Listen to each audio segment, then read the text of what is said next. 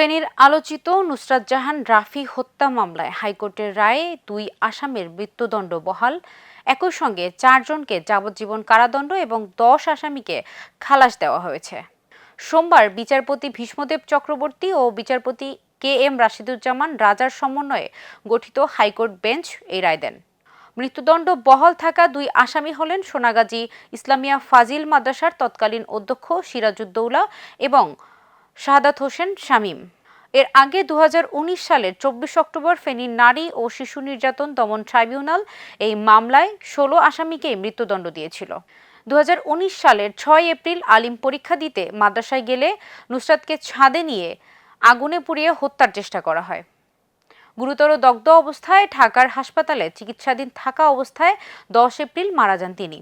নুসরাতের মৃত্যুর ঘটনায় দেশজুড়ে ব্যাপক প্রতিবাদ ও ক্ষোভের সৃষ্টি হয়। দীর্ঘ আইনি প্রক্রিয়ার পর এবার উচ্চ আদালতে মামলার আপিল ও ডেথ রেফারেন্সের রায় হলো।